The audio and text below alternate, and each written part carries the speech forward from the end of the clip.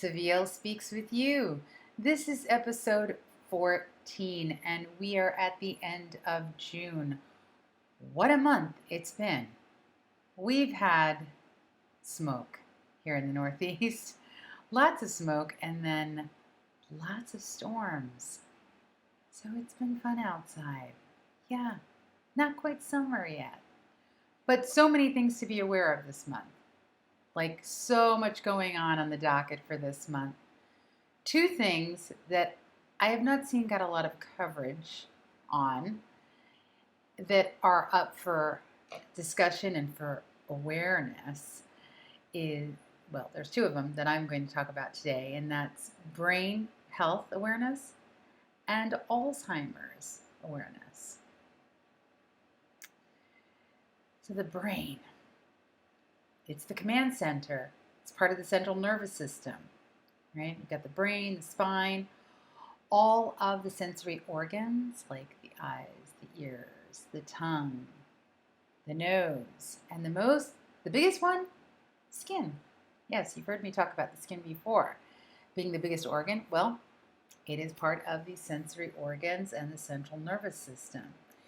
And there's tons of information on there on brain health, how to keep your brain healthy, how to keep your mind healthy, right? Not just the hardware, but the software. The part of your mind that is the part of your brain, well, it's separate but intrinsic. If that makes any kind of sense. It's what processes the thoughts, the ideas, creating the ideas. Also the ability to discern, to make choices, wiser or not so wise. Also processing emotional feelings, putting them to words, right? And also processing traumas as well, which we all kind of experience to one degree or another. Right? And so how to keep the brain healthy? Well, the diets. I've noticed on social media, there's so much information on what is the best diet for your health and for your brain. Mediterranean's got a lot of buzz. I know a few years back, Italy was voted the healthiest place to live. And a lot of it has to do with their diet and their, dolce far niente, just living in the moment and not letting too much get to you, which there's something to be said for that. But then you also have to be practical. So there are lots of different cultural diets, and they all have their healthier and not so healthier counterparts. When it comes to health overall, my rule of thumb, and I really got this from Ayurveda, and that is, which is not just about diet, but about your lifestyle. Pick your poisons, know your antidotes, right? Because we're surrounded by poisons in this world right now, but there are plenty of things that we can do to counteract that. So that's what I say about that. And finding things that are good for you. I mean, to keep your organs healthy, we need to be active, healthfully active. And my healthful activity may not be yours. You may have a body that's built for mountain climbing. I don't have that kind of body, right? That's also a very risky sport, but let's just say you have that kind of body. Your body is maybe more suited for cycling or for bicycling, not like super intense cycling, but maybe just cycling through the countryside or skating. You may be more of a runner. I'm a hiker.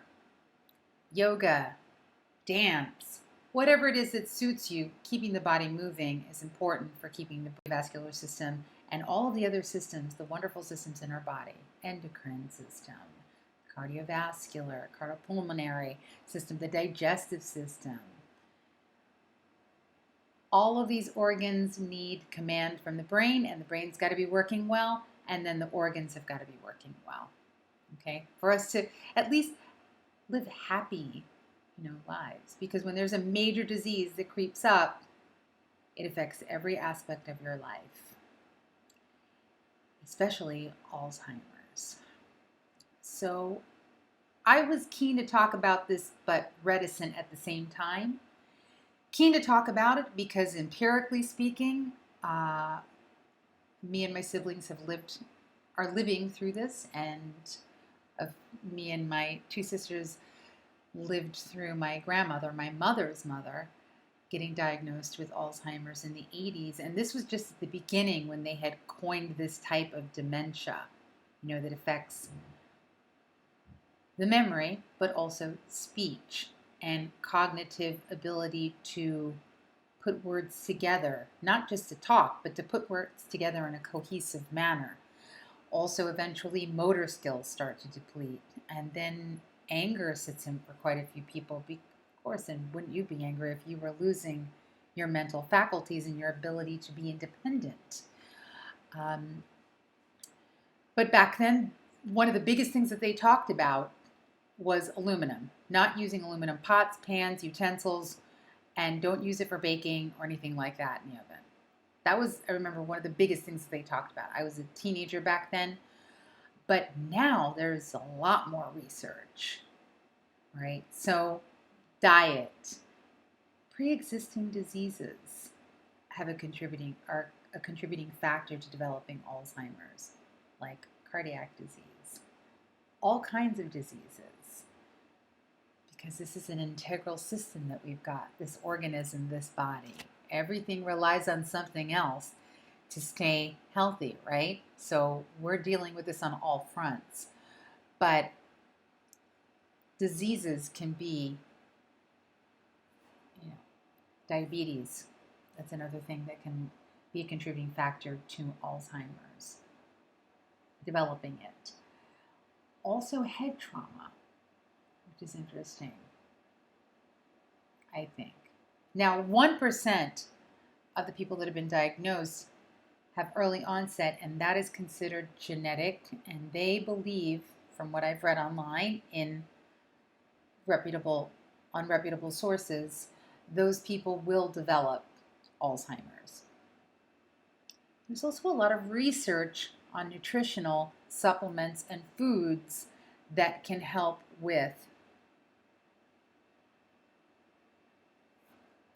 counteracting what goes on in the brain, the calcifications in the brain, especially in the frontal lobe.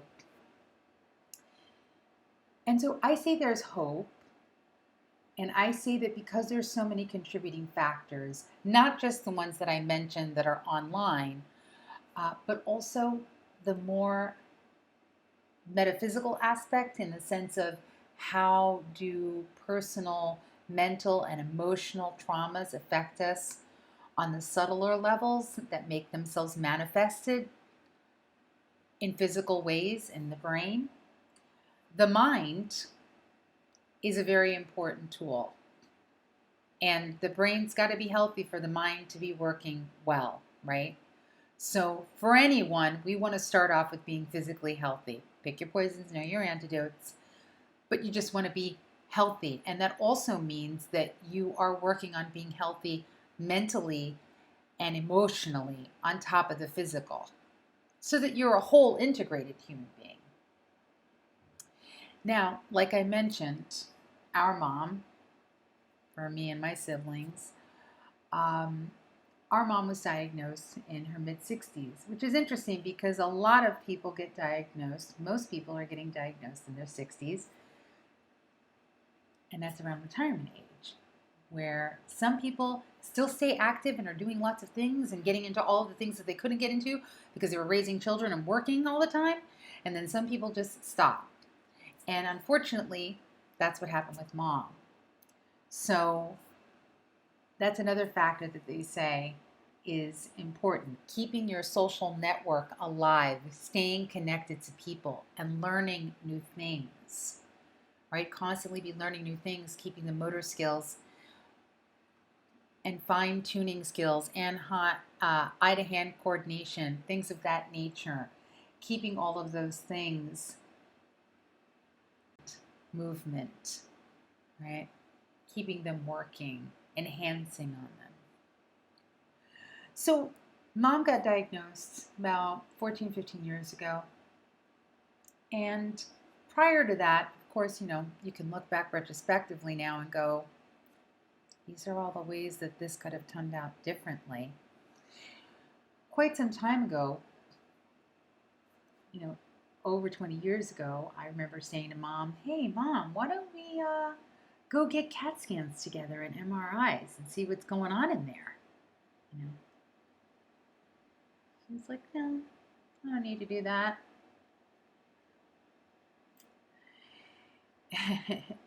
Thankfully, she was physically active and was eating whole foods, healthy foods. I brought tons of organic food into the house to be consumed.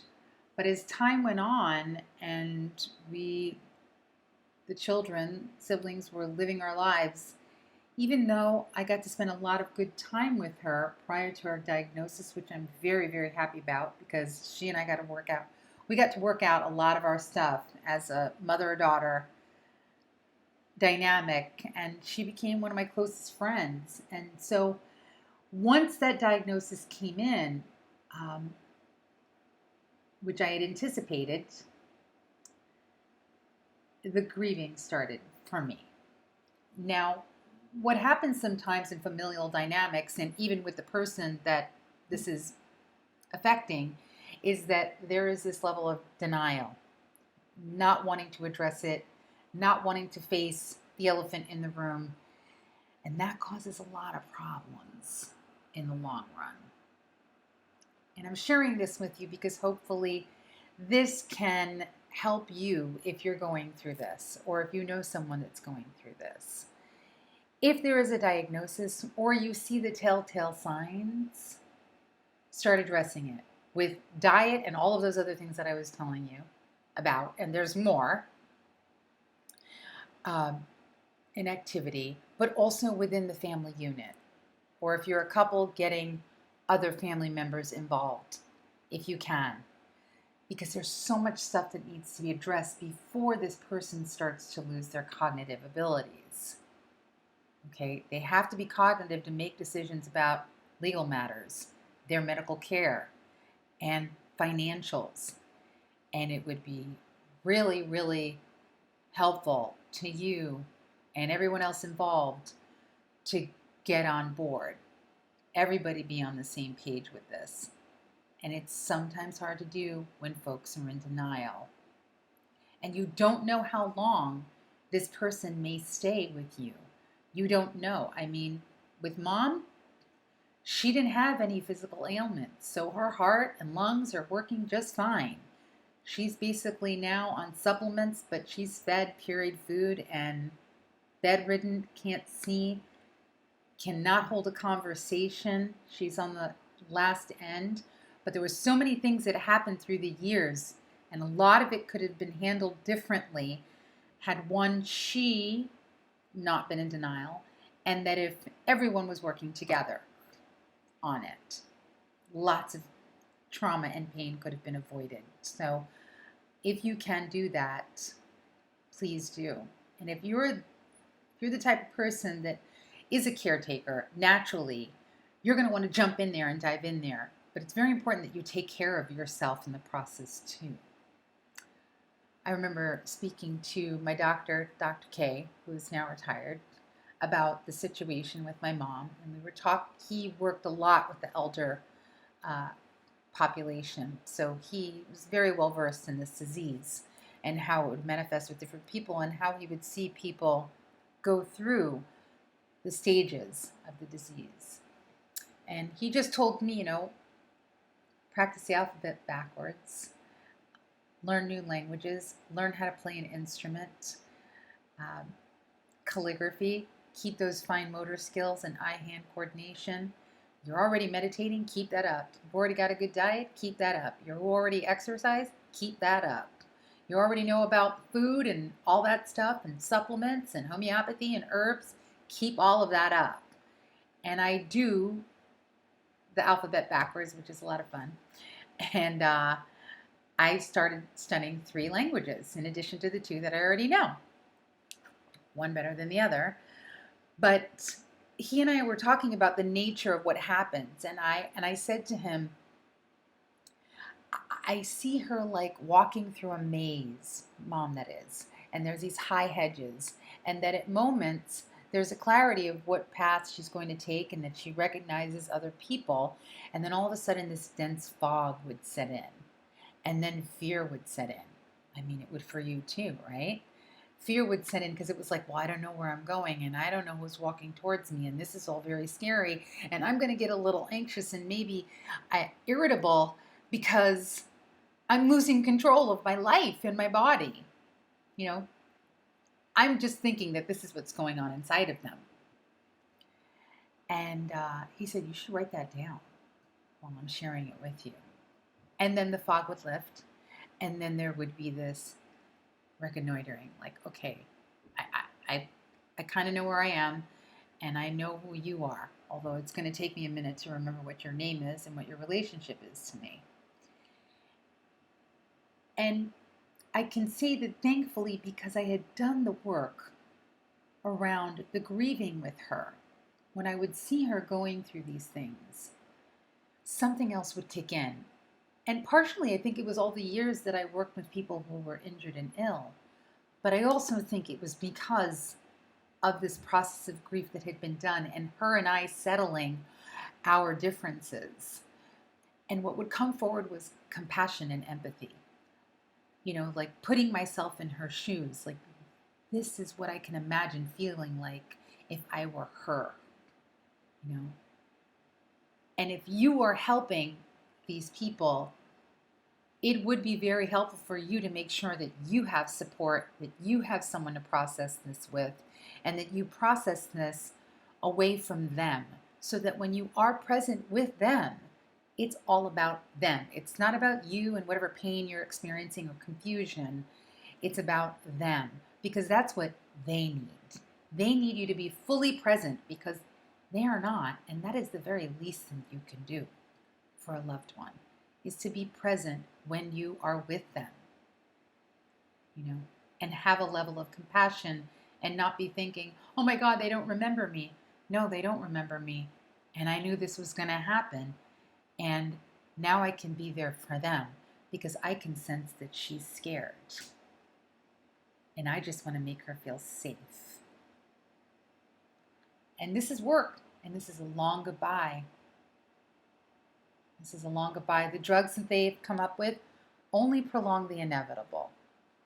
So that's another decision to make. You know, but everybody should be on the same page because infighting is exhausting. Empirically speaking, it's exhausting. So now, what stage is she at? Well, mom's at the point where there isn't any conversation really to be had except for her conversation, which is more like baby talk, because remember, they regress with this disease. And it's almost as if there is a pinhole into her mind, like into her soul, and it's getting smaller and smaller. And so if you are witnessing this, you're seeing less and less of that person that you know. And they're seeing less and less of the world around them and their ability to discern what it is happening. And it's also hard to know because you can't put that kind of person back into an MRI or a CAT scan. First of all, she fidgets because her movement can sometimes be spastic because of lack of control of motor skills. And so it would be pointless. But that would be the only way of knowing what was going on in the brain. So as her advocate at this stage of the illness and in her life, I can say that this is a gift. Yes, can it be taxing? Yes, it can. But it's a gift because there's a type of metal that is present emotionally, not that makes me hard or cold, but gives the strength to be there and to show up and have the presence of mind and clarity of mind to do what needs to be done and do it as skillfully as possible. And that's a gift, to have that level of non-attachment but yet still have an incredible amount of compassion at the same time. If you can do that kind of work, that's an amazing teacher. And I am a staunch believer in illness being an incredible teacher. So if there's any way that you can stave it off and maintain a healthful life, a healthy lifestyle, even better. Even better. Whatever is the work that needs to be done, do it. You're worth it. This life is worth that. And how do you want to die? Well, hopefully the way you've lived. So let that be the impetus behind this kind of work. Not that you're thinking about death all the time, but that when that time comes for other people as well, that they're being set free, especially with this kind of disease, because you're basically a prisoner of your own brain inside of a body that is beyond their control. And so they're set free when they finally die, and you are also relieved because you won't have to watch them go through this very lengthy process any longer, and that they can be free. And I don't know about you, but I believe that death is not the end. There is a continuation, exactly what it is. There's lots of different philosophies out there that have a say on this, and I don't know what you believe, but I believe that it is a sort of liberation. And if you do come back, then make the most of this one so that you can continue the journey on that next good foot. Or whatever is in store. I don't know. But I'm open to finding out and making the best of what we have now. So I hope that this was helpful, and I hope that you take good care of yourself and love yourself. If you have any questions or you want to leave any comments, please do so. I'd be happy to engage. Please be respectful and kind. I hope you have a good 4th of July. We hope that this smoke clears up here. And until next time, ciao.